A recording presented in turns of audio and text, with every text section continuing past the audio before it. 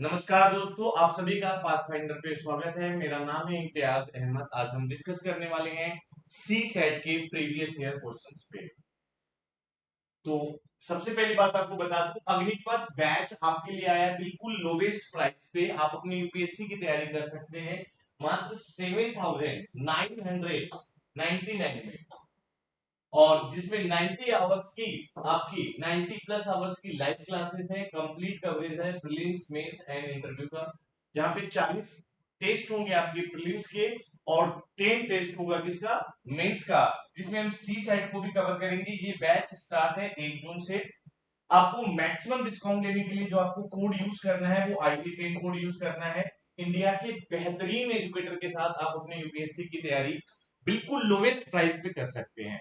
इसका हिंदी मीडियम भी बैच आ रहा है, जो कि हमारा बैच स्टार्ट हो रहा है 15 जुलाई पे। फटाफट जाइए, आप सब्सक्रिप्शन लीजिए और कोड ID10 यूज करिएगा। तो चलिए हम बात करते हैं प्रीवियस ईयर के कुछ बेहतरीन क्वेश्चन के साथ। हमने कुछ क्वेश्चंस को डिस्कस कर लिया था कि हमारा क्या अप्रोच होना चाहिए सी सेट के क्वेश्चंस को हैंडल करने के लिए। तो आज हम फिर कुछ बेहतरीन क्वेश्चन के साथ आए हैं। ठीक है, ये सारे क्वेश्चंस हमने डिस्कस कर रखे हैं। चलिए देखिए, ये क्वेश्चंस आपका पूछा गया है जिसको हम कहते हैं डाटा सफिशिएंसी। ये क्वेश्चंस हैं डाटा सफिशिएंसी से आ रहे हैं। जैसा आप सभी को पता है कि लगातार 2-3 साल में जो सी सेट का पेपर चेंज हुआ है, जो ट्रेंड बदला हुआ है, उसमें डेटा सफिशिएंसी का वेटेज ऑलरेडी बढ़ते जा रहा है। तो एक बार हम डेटा सफिशिएंसी के क्वेश्चंस करते हैं कि consider the question and two statement given below. Data sufficiency का कॉन्सेप्ट क्या होता है कि आपको एक क्वेश्चंस दिया होगा और 2 स्टेटमेंट दिए होंगे, है ना। तो इस क्वेश्चंस का जवाब हम ना किस स्टेटमेंट से दे सकते हैं। क्या इस क्वेश्चंस का जवाब देने के लिए आपके पास जो डेटा दी गई है वो पर्याप्त डेटा है, बस हमको इस पर जवाब देना है। यहां पे देखिए, हम क्वेश्चन देखिए, इज एक्स एन इंटीजर। आपको क्वेश्चन क्या पूछा है कि एक्स इंटीजर है, और आपका स्टेटमेंट 1 क्या दिया है कि x/3 is not an integer. Statement 2 क्या दिया है, 3x is an integer. Which of the following in is correct in respect of the question and the statement. पहला ऑप्शन सही होगा कि statement 1 alone is sufficient to answer the question।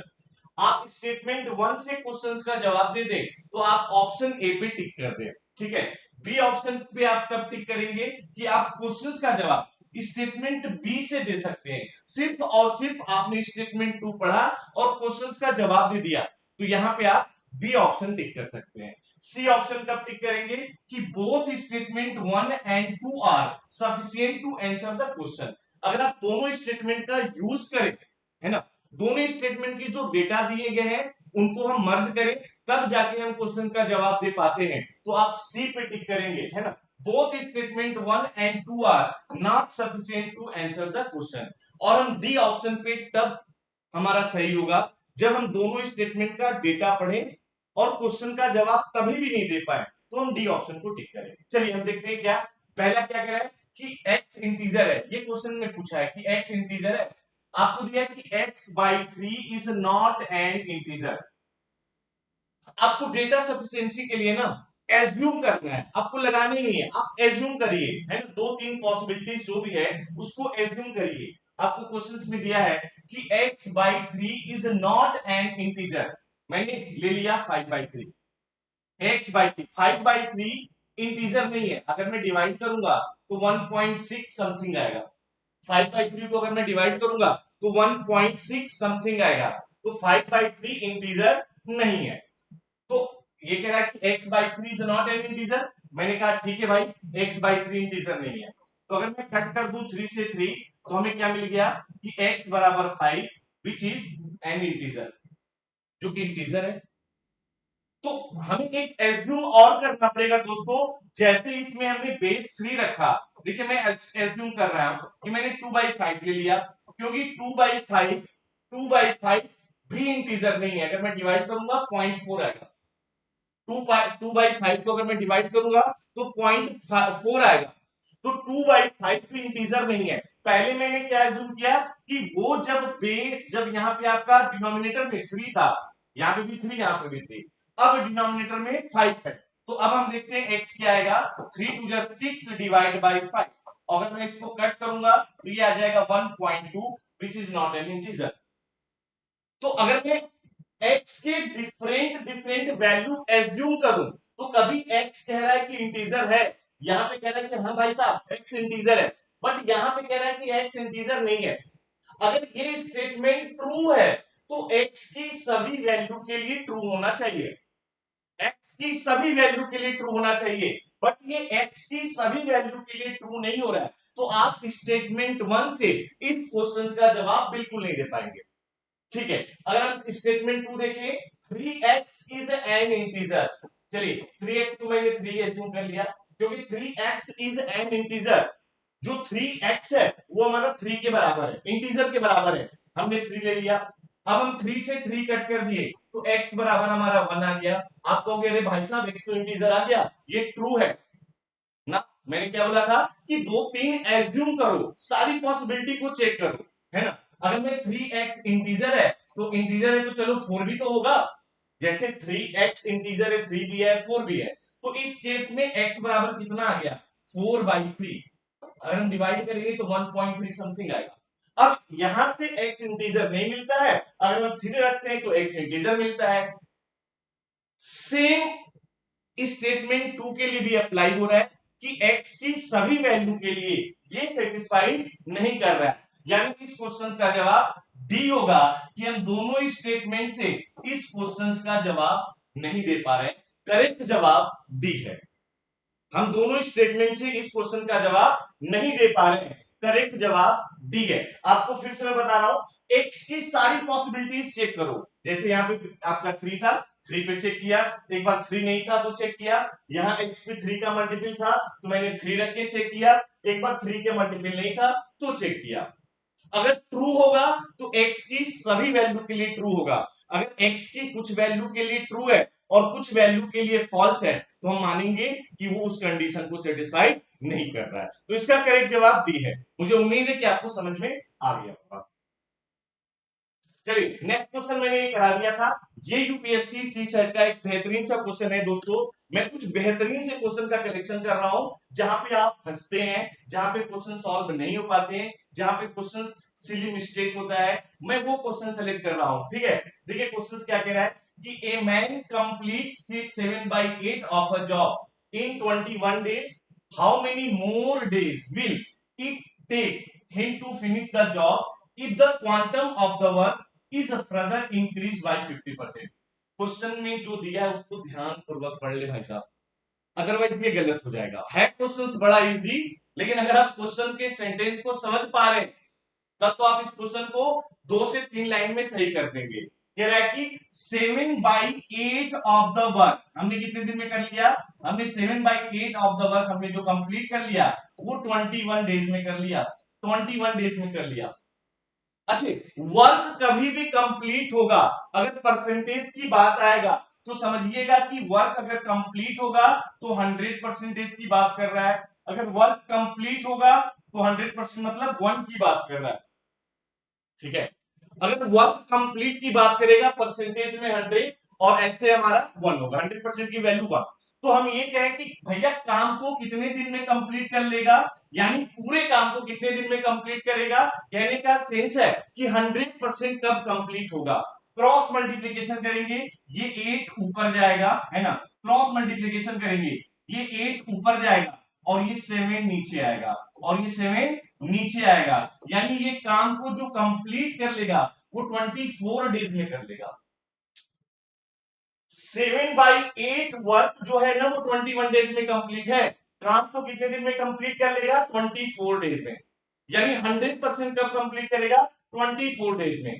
अब क्या कह रहा है कि 50% हमने इंक्रीज कर दिया, 50% का फ्रैक्शन वैल्यू कितना आएगा, 50% का फ्रैक्शन वैल्यू अगर हम निकालें, अगर हम परसेंटेज हटाएंगे तो नीचे 100 आएगा, मींस 50% का जो फ्रैक्शन वैल्यू है 1/2, 50% का जो फ्रैक्शन वैल्यू है 1/2, तो 24 को अगर मैं 1/2 से मल्टीप्लाई करूंगा तो यहां पे आएगा 12।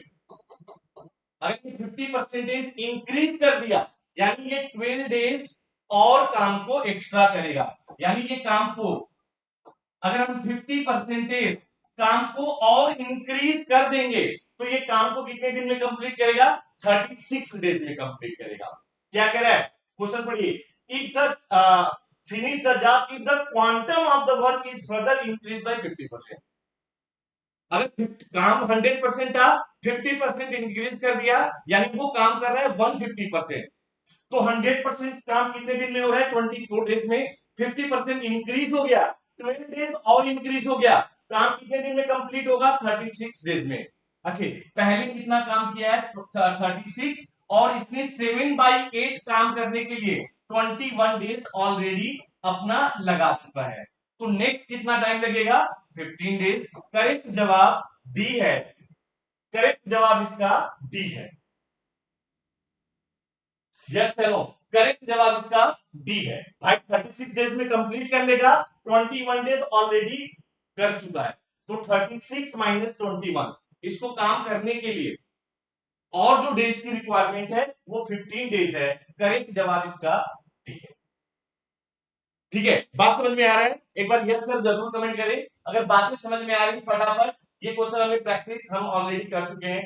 2021 यूपीएससी सी सेट का ये बेहतरीन सा क्वेश्चन है दोस्त। मैं फिर से कह रहा हूं, मेरे जो क्वेश्चन का सिलेक्शन है वो कुछ बेहतरीन सी सेट के क्वेश्चन का सिलेक्शन है। ठीक है, ये question already UPSC C SAT 2021 में पूछा गया। यूपीएससी सी सेट 2021 में पूछा गया। अगर हम इस क्वेश्चन को, अच्छा ये क्वेश्चन तो मैं ऑलरेडी कल करा रखा हूं, ये मैंने कल करा रखा है। ये नेक्स्ट क्वेश्चन करते हैं। देखिए, ये भी यूपीएससी सी सेट 2021 का क्वेश्चन है। यूपीएससी सी सेट 2021 का क्वेश्चन है। ठीक है, 2021 का क्वेश्चन है, if the price of an article is decrease by 20% and then the new price is increased by 25%, then what is the net change in the price? 0%, 5% increase होगा, 5% decrease होगा, can not be determined due to insufficient data. अच्छा, इस concept पे UPSC के लगातार questions पूछे जा रहे हैं, चाहे 2021 हो, 20 हो, 22 हो, कि कभी भी 2% अगर साथ में आए तो जो रिजल्टेंट चेंज होगा उसको हम कैसे कैलकुलेट करेंगे? उसके लिए मैं आपको एक ट्रिक्स दे रहा हूं। कभी भी 2% अगर साथ में आए तो जो रिजल्टेंट चेंज होगा उसको आप कैलकुलेट करिएगा x plus y plus x y by 100 से। आप 100 एज्यूम करके भी लगा सकते हैं, बट ये इस ट्रिक से आप क्वेश्चंस को कम टाइम में और जल्दी कर पाएंगे। अगर बात इंक्रीज का होगा साइन प्लस रखेंगे, बात डिक्रीज का होगा साइन माइनस रखेंगे, बातें अगर प्रॉफिट की होगी तो हम प्लस की बात करेंगे, साइन के साथ रखेंगे, और लॉस का बात होगा माइनस रखेंगे। साइन के साथ प्लस रखें या माइनस, जैसे यहां पे दिया if the price of an article is decrease by 20%, decrease का मतलब हम माइनस के साथ चलेंगे तो यह आ जाएगा -20, and then the new price is increase by, अगर इंक्रीज करेगा तो प्लस के साथ, तो +25। अब हमें यहाँ पे क्या चाहिए दोस्तों? x into y, x into y, x की जगह -20 और y की जगह +25, प्लस माइनस से आएगा -25 इंटू 20 मीन्स -500। अब हमें x भी पता चल गया, हमें y भी पता चल गया, और हमें एक्स वाई भी पता चल गया, है ना? तो x की जगह क्या रखेंगे? -20, y की जगह क्या रखेंगे? +25, एक्स वाई की जगह क्या रखेंगे? -500 डिवाइड बाई 100। ठीक है, ये चीज हमने यहां पे रख दिया, जो एक्स की वैल्यू थी, जो वाई था, जो एक्स वाई। अच्छा, -20 प्लस 25 से आएगा 5, और इसको कट कर देंगे तो -5, 5 माइनस 5 0% आ गया। करेक्ट जवाब इसका ये ऑप्शन है, 0%, कोई भी चेंज नहीं हुआ। करेक्ट जवाब इसका ए है, कोई भी चेंज नहीं हुआ। ठीक है, आप इस क्वेश्चन का जवाब 100 एज्यूम करके भी दे सकते हैं। आपने 100 लिया, एज्यूम किया, 20% डिक्रीज हुआ तो 100 में 20% डिक्रीज, वो सेकेंड मेथड है, उससे भी कर सकते हैं, लेकिन मैं सजेस्ट करूंगा कि आप ये अप्लाई करिए, इससे क्वेश्चन जल्दी सॉल्व होते हैं। ये मैंने अभी बता दिया है, ठीक है। नेक्स्ट बेहतरीन सा क्वेश्चन है दोस्तों, इफ 3 के पावर, है ना, 3 के power 2019 is divided by 10, then what is the remainder. बहुत अच्छा क्वेश्चन है। एक बात आप सभी लोग ध्यान रखें कि अगर हम किसी भी नंबर को 10 से डिवाइड करेंगे, आप ये देख लीजिएगा, अगर मैं किसी भी नंबर को 113 को अगर मैं 10 से डिवाइड करूं तो जो रिमाइंडर आएगा दोस्तों वो यूनिट डिजिट के बराबर आएगा। रिमाइंडर जो आएगा वो यूनिट डिजिट के बराबर आ गया। देखिए ये रिमाइंडर है और ये यूनिट डिजिट है। तो अगर आप इसको नोट कर रहे हैं तो नोट कर लें आप कि अगर हम किसी भी नंबर को, कोई भी नंबर हो, 3 डिजिट हो, 4 डिजिट हो, 5 डिजिट हो, 7 डिजिट हो, 8 डिजिट हो, अगर उसको हम 10 से डिवाइड करेंगे तो जो उसका रिमाइंडर आएगा वो हमेशा यूनिट डिजिट के बराबर आएगा, यूनिट डिजिट के बराबर। तो इफ इतना is divided by 10 what is remainder. ये बहुत बड़ा नंबर है, बिल्कुल सर, हम 10 से डिवाइड कर रहे हैं, हमें रिमाइंडर पूछ रहा है। कहने का मतलब आपने बता दिया कि रिमाइंडर यूनिट डिजिट के बराबर होगा। लेकिन कब? जब हम 10 से डिवाइड करें। ये आप 9 के साथ अप्लाई नहीं कर सकते कि हम 9 से डिवाइड करेंगे तो रिमाइंडर पूछेगा तो यूनिट डिजिट के बराबर होगा ना। मैं फिर से बोल रहा हूं कि अगर हम 10 से ही डिवाइड करेंगे, 10 से, उसके अलावा और कोई नंबर नहीं, अगर हम 10 से डिवाइड कर रहे हैं तो जो भी रिमाइंडर आएगा वो यूनिट डिजिट के बराबर होगा। तो आपसे रिमाइंडर पूछ रहा है, आप सीधे सीधे 3 के पावर 2019 का यूनिट डिजिट निकाल दे। और यूनिट डिजिट निकालना तो बिल्कुल आसान है, यूनिट डिजिट निकालना तो बेहद आसान है। आपको क्या करना है कि लास्ट के 2 डिजिट को, जो पावर दिया है, लास्ट के 2 डिजिट को 4 से डिवाइड करना है। ये मैं ट्रिक्स बता भी रखा हूं। लास्ट के 2 डिजिट को 4 से डिवाइड करना है और देखना है कि रिमाइंडर कितना आ गया। 4 से क्यों डिवाइड करते हैं ये मैंने बता दिया। 4 के बाद चीजें रिपीट करती हैं, 4 के बाद चीजें रिपीट करती हैं, इसलिए हम 4 से डिवाइड करेंगे और लास्ट के 2 डिजिट को डिवाइड करिए। ये 4 से डिवाइड का रूल होता है कि अगर आप लास्ट के 2 डिजिट को 4 से डिवाइड करेंगे तभी भी बात सेम आती है। तो रिमाइंडर कितना आ गया? 3। अब आपको ये पूरा पावर नहीं देखना है, आपको मेन 3 के पावर रिमाइंडर वाला देख लो, 3 के पावर 3, यानी 3 को 3 बार मल्टीप्लाइड कर दें। कितना आ गया? 27। 27 27 का यूनिट डिजिट कितना है? 7। 27 का यूनिट डिजिट कितना है? 7। करेक्ट जवाब इसका सी ऑप्शन है। मुझे उम्मीद है कि आप सभी को ये बेहतरीन सा क्वेश्चन समझ में आ रहा होगा। अगर बातें समझ में आ रही तो एक बार जरूर से कमेंट करें, यस सर समझ में आ रहा है। ठीक है, कुछ बेहतरीन से सी सेट के प्रीवियस ईयर क्वेश्चंस के साथ हम और वीडियो लेके आएंगे। तब तक के लिए थैंक यू।